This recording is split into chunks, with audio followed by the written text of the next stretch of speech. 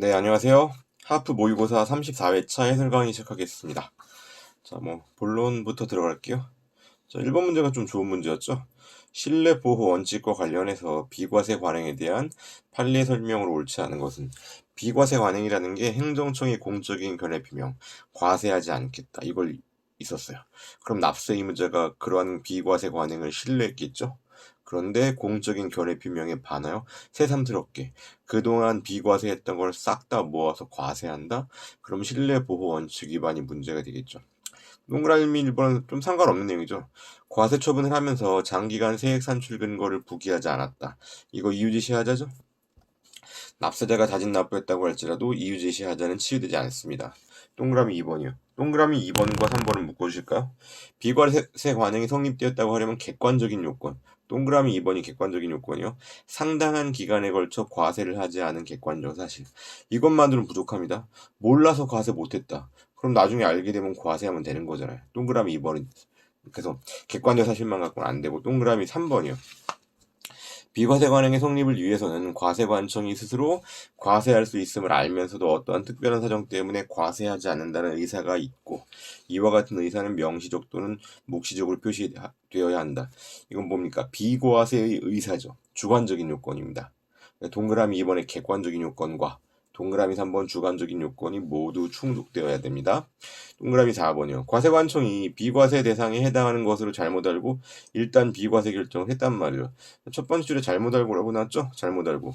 나중에 그 뒤에 알게 됐다. 과세표준과 세액의 탈루 또는 오류가 있는 것을 발견했다면 이를 조사하여 경정할 수 있는 거죠. 이건 비과세 요건 중에서 어떤 요건이 충족되지 않은 겁니까? 주관적인 거죠. 과세할 수 있음을 알면서도 비과세한 경우라 해야 되는데 이건 모르고 비과세했잖아요. 그래서 객관적으로 상당 기간에 걸쳐서 비과세했다고 할지라도 주관적인 요건인 비과세 의사가 없기 때문에 동그라미 4번은 비과세 관행이 성립하지 않습니다.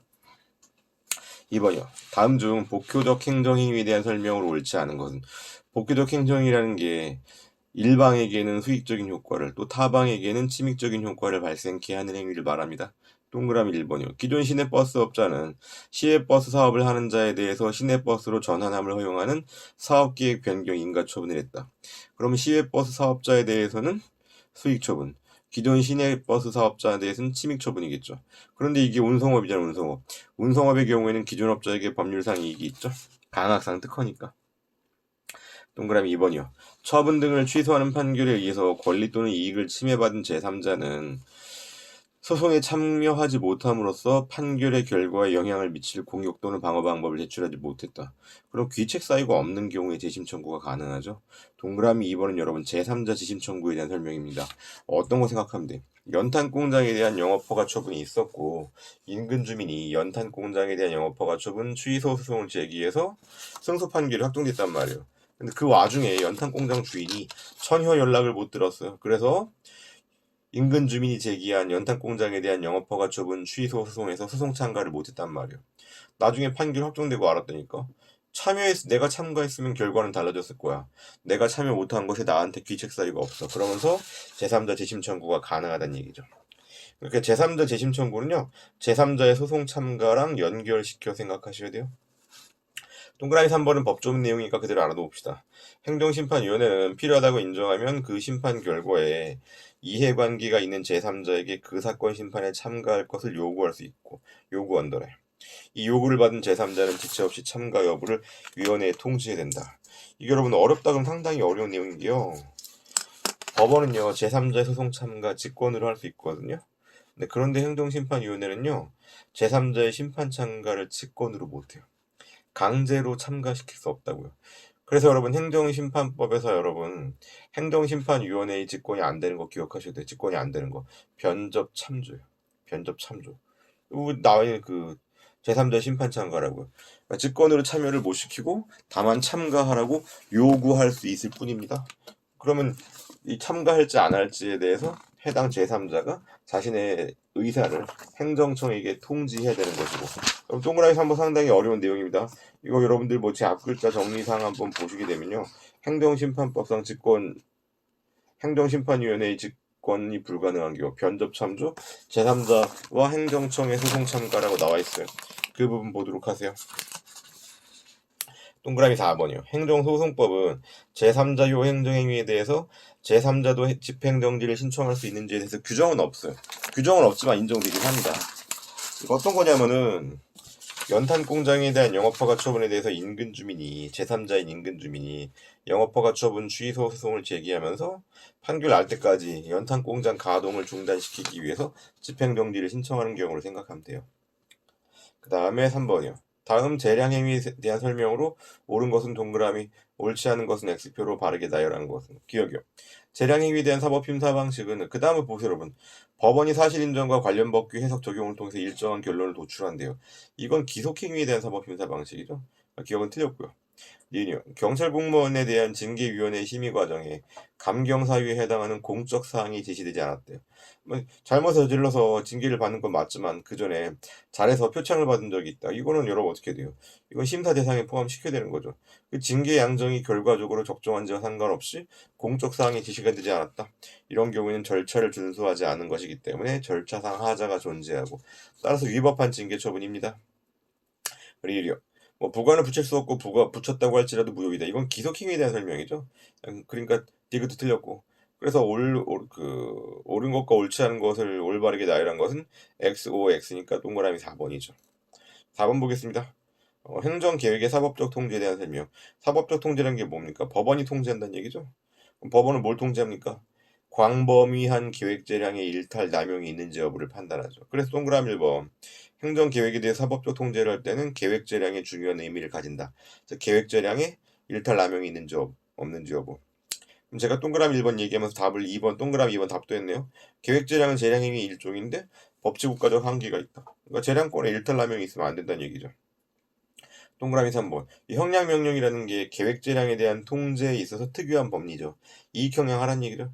계획을 수립함에 있어서 관계되는 모든 이익을 정당하게 형량해야 된다. 일반 원칙. 오케이. 동그라미 4번. 계획재량, 형량명령 및 형량명령의 하자에 대한 이론은 판례에 먼저 있었어요. 판례에 먼저 있었고 작년에 2023년도에 행정절차법이 개정되면서 계획재량이 그러니까 행정계획에 있어서 이익형량에 대한 내용이 비로소 작년에 행정절차법에 들어온 겁니다. 그러니까 판례는 예전부터 반영하고 있었어요. 자, 5번 보겠습니다. 다음 중 공공기관의 정보공개에 관한 법률사항, 정보공개에 대한 설명으로 옳지 않은 것은 동그라미 1번. 모든 국민은 정보의 공개를 청구할 권리를 가지고 자연인, 법인, 법인격 없는 단체도 포함된다. 법인격 없는 단체가 뭐요? 법인 등기하지 않은 단체죠? 시민단체 생각하면 되는 거죠. 동그라미 2번. 정보란 공공기관이 직무상 보관하고 있는 문서, 전자매체를 비롯한 모든 형태의 매체에 기록된 사항을 말한다. 오케이죠. 동그라미 3번이요. 청구인 정보공개 청구하게 되면요. 해당 공공기관은 10일 내에 통지해야 되거든요. 10일의 범위 내에서 한 번 연장할 수 있어요. 그럼 맥시멈 얼마 내에 답변해야 돼요? 20일 내에 답변해야 되는 거지. 그런데 20일이 경과하도록 정보공개 결정이 없다. 그러면 여기에 대해서 상대방은요. 이의 신청을 할 수도 있고 그 다음에 행정심판 청구할 수도 있고 행정소송을 제기할 수도 있죠.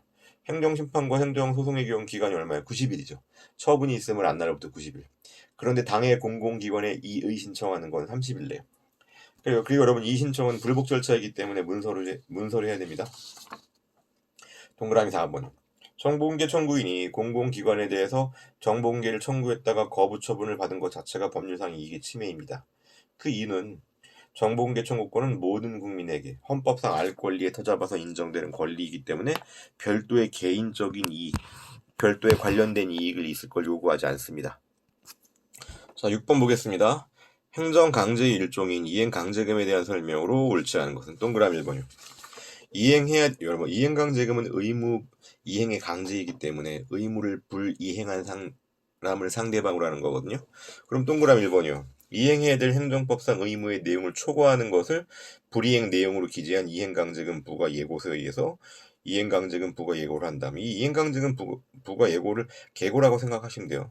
이를 이행하지 않았다는 이유로 이행강제금을 부과한다. 근데 초과한 정도가 근소하다는 등의 특별한 사정이 없다면 이행강제금 부과 예고는 이행강제금 제도의 취지에 반하는 것으로 위법하다. 이게 무슨 뜻이냐면요. 어떤 사람이 건축물을 여러 개 갖고 있었어. A동, B동, C동이 있었거든요. 그중에 A동, B동은 불법 건축물인데 C동이 적법 건축물이야. 그런데 A, B, C동 모두에 대해서 철거하고 철거 안 하면 이행강제금을 부과한다는 계고를 했어요. 상대방 입장에서 황당하지. 뭐까지 철거하란 얘기야? 적법한 건축물인 C 건물까지 철거하란 얘기지. 그렇기 때문에 이거는 이행강제금 부과 예고 계고가 잘못되었어요. 그렇기 때문에 위법한 계고에 터잡아서 이루어진 이행강제금 부과 역시 위법한 겁니다. 동그라미 2번이요. 비록 건축주 등이 장기간 시정명령을 이행하지 않은 건 맞대요. 그런데 그 기간 중에 시정명령의 이행기회가 제공되지 않았다가 시정명령할 때는요. 언제까지 시정하라고 이행기간을 반드시 제공해야 돼. 그런데 그렇게 이행기회를 제공하지도 않고 뒤늦게 이 시정명령의 이행기회가 제공되었다. 그러면은 시정명령의 이행기회를 전제로 한 딱 1회분의 이행강제금만 부과할 수 있고 시정명령의 이행기회가 제공되지 아니하는 과거의 기간에 대한 이행강제금은 부과할 수 없고요. 설사 부과했다고 할지라도 당의 이행강제금 부과 처분은 무효가 됩니다. 여러분 뭐 이행강제금이 의무 이행의 강제, 의무 불이행자를 대상으로 한 거라니까? 그럼 의무 불이행 사실이 없으면 부과할 수 없어요. 이행기회를 제공 안 했으면 의무를 불이행한 사실도 없는 거예요. 그렇기 때문에 이때 이행강제금 부과 처분은 당연 무효이다. 동그라미 3번 이행강제금 제도의 법적 취지는요. 건축법이나 건축법에 따른 명령이나 처분을 위반한 건축물의 방치를 막고자 행정청이 시정조치를 명했다. 시정명령 한 거죠. 건축주 등이 이를 이행하지 않는다. 그럼 가서 때려 부수는 게 좋은데 때려 부수는 게 말처럼 쉽지가 않잖아요. 그렇기 때문에 이런 경우에는 해당 행정명령 하명의 의미를 이해를 하세요. 하명의 실효성을 확보하기 위해서 시정명령 이행 시까지 지속적으로 부과함으로써 건축물의 안전과 기능 미관을 높여 공공복리의 증진을 도모하는 데 입법 취지가 있다. 뭐 이런 표현보다 뭐 심리적 강제다 이런 게 더 좋죠. 간접적인 강제다 이런 말이 더 좋은 것 같아요. 여하튼 동그라미 3번 자체는 맞는 말이고 동그라미 4번이요. 건축법상 이행강제금은 건축법상의 위반 행위에 대해서 시정명령을 받은 후에도 시정기간 내 그래서 동그라미 2번에서 두 번째 줄에 시정명령 이행기회가 제공되지 아니하였다. 그래서 이게 문제인 겁니다. 동그라미 4번을 보다시피 두 번째 줄에 시정기간 내 당의 시정명령을 이행하지 아니한 경우에 문제가 된단 말이죠. 건축주 등에 대해서 부과되는 간접강제 일종으로서 여기까지 슬래시 앞단 맞아요. 뒷단 틀렸죠. 이행강제금 납부 의무는 상속인에게 승계가 안 돼요. 그 이유가 여러분 이행강제금은 의무 불이행자를 대상으로 하는 것이기 때문에 일신 전속적이에요. 과징금은 승계됩니다. 과태료도 승계되고요. 7번이요. 질서 위반행 규제법상 과태료에 대한 설명으로 옳지 않은 것은 동그라미 1번. 과태료 재판은 이유를 붙인 결정으로 한다. 판결은 아니고 결정이란 얘기거든요. 판결과 결정의 구별은 뭐 민사소송법에서는 중요한데 그냥 법원이 하는 것 중에서 아주 센 그 판단은 판결이라고 생각하시고 좀 살짝 약하다 덜 중요하다 그러면 결정이라고 생각하세요. 동그라미 2번이요. 검사가 과태료 재판에 대해서 이의 있습니다.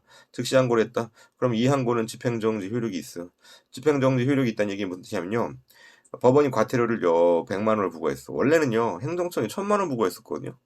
그런데 법원이 과태료 재판에서 100만 원을 바꿔버렸단 말이에요.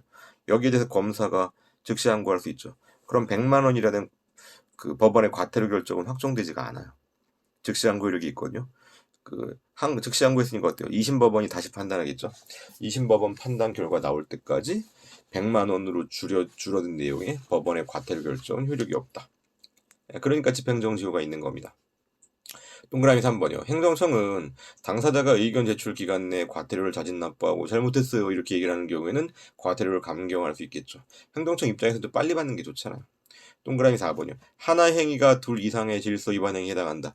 우리가 이런 걸 뭐 전문 용어로 일타쌍피라고 부르는 거죠. 그럼 돌을 한 번 던지는 겁니다. 일석이조에. 그럼 나쁜 짓을 몇 번 했어? 한 번 했죠. 그럼 제재도 한 번 가야 돼. 그런데 둘 이상의 질서 위반 행위니까 결과가 두 개죠. 나쁜 짓을 한 번 했는데 결과가 두 개다. 그럼 가장 중한 제재를 과하면 되는 거죠. 8번이요. 행정절차법상 행정상 입법 예고를 하지 않아도 되는 사유에 해당하지 않는 것은 처신확공 개입행제에서 입법 예고 입이죠. 동그라미 1번 법령 등을 제정, 개정 또는 폐지하는 경우엔 여러분 법령이 뭐요? 법률 및 법규명령 얘기하는 거니까 이거는 국민의 권리와 의무를 규율하는 법규성이 있고 대외적 구속력이 있잖아요. 그럼 입법 예고해야지. 동그라미 2번, 3번, 4번 입법 예고가 불필요한 겁니다. 단순한 집행? 단순한이죠. 동그라미 3번 입법 내용이 국민의 권리, 의무 또는 일상생활과 관련이 없는 이죠. 동그라미 4번 긴급을 요하는 경우, 긴급한 경우 이런 경우는 입법 예고를 생략할 수 있다는 얘기죠. 자, 9번이요. 행정상 손실보상에 대한 설명으로 옳지 않은 것은 답 찾는 건 쉬웠거든요. 나머지 선지를요 너무 이렇게 부담 갖지 말고 그냥 그런가 보다 하세요. 동그라미 4번 옳지 않은 것부터 보겠습니다. 공익사업을 위한 토지 등의 취득 및 보상에 관한 법률에서 보상금 증액 소송, 보상금 증감 소송은 형식적인 당사자 소송이죠. 보상금 증액 소송은 토지 소유자가 제기하겠지. 증액 소송은. 그럼 피고는 사업 시행자가 되는 겁니다. 그래서 틀렸고. 동그라미 1번이 하천법에 따른 하천수 사용권은 공익사업을 위한 토지 등의 취득 및 보상에 관한 법률이 손실보상의 대상으로 규정하고 있는 물의 사용에 관한 권리. 첫 번째 줄에 하천수 사용권 언더라인, 세 번째 줄에 물의 사용에 관한 권리 언더라인. 그러니까 어떤 강에 있는 물을 가지고 농사를 짓고 있었는데 만약에 하천을 매립을 한다. 그래서 더 이상 하천에 물이 없어. 그러면은 농민들이 피해를 봐요, 안 봐요? 피해를 보지. 물의 사용에 관한 권리를 침해당한 거잖아요. 그렇기 때문에 이런 경우 손실보상하라는 얘기. 동그라미 2번이요. 보게 되면은 세 번째 줄이요. 국가 지정 문화재나 그 보호구역에 있는 토지 등을 수용할 수 있겠죠. 왜? 국가 지정 문화재의 현상 보존과 훼손 방지를 위해서. 동그라미 3번이요. 법률상 보상이 되는 기타 토지에 정착된 물건에 대한 소유권 그 밖의 권리를 가진 관계인에게는 수거권, 철거권 등 실질적인 처분권을 가진 자도 포함한다. 이 실질적인 처분권이라는 게 중요하죠. 그러니까 동그라미 3번 모뎀 두 번째 줄에 기타 토지에 정착된 물건이라고 했잖아요. 어떤 경우 들 수 있을까? 토지를 수용하려고 하는데 토지 위에서요 농사를 지어서 곡물을 지금 현재 재배하고 있어. 그러면은 토지 소유주에게만 보상해 줍니까? 아니면은 거기 땅을 빌려가지고 농사 짓는 사람도 보호해 줍니까? 농사 짓는 사람도 보호해주고 보상금 지급하라는 얘기죠. 그러니까 여기서 실질적인 처분권을 가진 자, 경작물을 수확할 수 있는 권리를 가졌다. 실질적인 처분권 가졌으면 이런 자한테도 보상해주란 얘기예요. 그렇게 제가 설명한 내용, 그렇겠구나 이렇게 받아들이고 넘어가시라고. 10번이요. 10번 좋은 문제. 취소 소송의 소의 이익에 대한 설명으로 옳지 않은 것은 언뜻 보면 1, 2, 3, 4번이 다 똑같은 선지로 보이거든요. 그런데 동그라미 3번은 똑같은 선지가 아니에요. 동그라미 1번. 행정청이 당초에 분뇨 등 관련 영업 허가 신청 반려처분의 취소를 구하는 소송이 계속 중 사정 변경을 이유로 반려처분을 직권 취소했대요. 그럼 상대방이 쟁송 취소를 구하고 있었는데 직권 취소가 됐다. 목표 달성이죠? 그럼 당초의 반려처분은 더 이상 존재하지 않아. 직권 취소됐어. 그럼 그 취소를 구할 협의의 소의 이익이 없죠. 동그라미 2번. 처분청이 당초에 운전면허 취소 처분을 처리하고 정지 처분을 했다. 그럼 운전면허 취소 처분을 대상으로 한 소의 이익은 없는 거죠. 이것도 역시 목적을 달성한 거잖아요. 한표 동그라미 3번은요. 오른쪽 쭉 가시면요. 건축물이 완공된 경우에는 취소 처분엔 취소를 구할 법률상 이익이 없다. 선생님, 건축물 완공되고 나면 협의의 소이익이 부인되잖아요. 잘 보세요. 동그라미 3번은 문제가 되는 게 뭡니까? 건축허가 취소 처분을 받은 건축물 소유자야. 그런데 이 소유자가 건축허가 취소 처분을 받았음에도 건축물을 완공했단 말이에요. 그런데 만약에 취소 처분에 취소를 구할 수 없다고 하게 되면 어떻게 돼버려? 그럼 취소 처분 그대로 있는데 건물을 완공해버렸으니까 이게 불법 건축이 되어버리는 거죠. 그럼 어떻게 돼요? 철거를 당할 위험이 있죠. 그렇기 때문에 왜 나에 대해서 허가를 취소하냐? 허가 취소는 잘못되었다라고 얘기하면서 취소를 구할 법률상 이익이 있는 겁니다. 이거랑 구별해 놓을 게 건축 허가 처분이 있었죠. 여기 대해서 인근 주민이 일조권 침해를 당한 이웃 주민이 건축 허가 처분에 대해서 취소송을 구해. 이건 목적이 뭡니까? 건물 건축을 저지하는 거죠. 그런데 건물 건축이 완공되었다. 그러면 이웃 주민에게는 소유이익이 없는 것이고 다 다른 내용이요. 동그라미 3번이 자주 안 나왔던 사례인데 이렇게 한번 나오면 또 나와요. 동그라미 4번이요. 세무사 자격시험 1차 시험 불합격 처분 후 새로 실시된 세무사 자격시험 1차 시험에 합격했다. 여러분 세무사 1차 시험의 의미는 뭡니까? 2차 시험을 응시하기 위한 기회를 주는 거예요. 그렇다면 다음에 그 1차 시험에 합격했으면요. 이제 2차 시험 볼 기회 받았어 안 받았어? 받았죠. 그렇기 때문에 종전에 직전 연도에 종래 1차 시험 불합격 처분의 취소를 구할 소의 이익이 없다라는 내용입니다. 자, 이렇게 해서 여러분 은근히 쓸만한 지문이 좀 있었어요. 10번의 동그라미 3번도 좀 쓸만한 지문이었고 그 1번 같은 경우 문제 자체가 좀 좋았고 그 다음에 2번 같은 경우도 좋은 문제였고 2번에 동그라미 3번도 여러분 제3자 소송 참가에 대해서 행정심판위원회가 직권을 할 수 없다는 걸 전제로 기억을 해놓고 있으시고요. 그러면은 이번에 동그라미 3번 선지도 이해가 되고 근데 9번 같은 경우도 1번, 2번, 3번 선지가 잘 안 보던 것이었고 그 다음 6번은 이행강제를 몰아서 물은 문제였고 괜찮았고 7번 같은 경우도 동그라미 2번 당사자가 즉시 항고를 하건 행정청이 즉시 항고를 하건 간에, 그러니까 검사가 즉시 항고를 하건 간에 항상 집행정지 효력이 있다라는 거, 이 내용. 그러니까 여러분, 행정소송법상 집행정지랑은 달라. 행정소송법상 집행정지에 대한 즉시 항고는 그러니까 행정소송법상 집행정지에 대한 즉시 항고에 대해서는 집행을 정지하는 효력이 없다. 법원의 결정에 집행을 정지하는 효력이 없다. 그 내용과도 헷갈리시면 안 된다고요. 오늘 좋은 질문 많았으니까 좋은 질문 여러분들 뭐 형광펜 같은 거로 밑줄 쳐놓으시고 나중에 다시 한번 정리하세요. 네, 수고하셨습니다.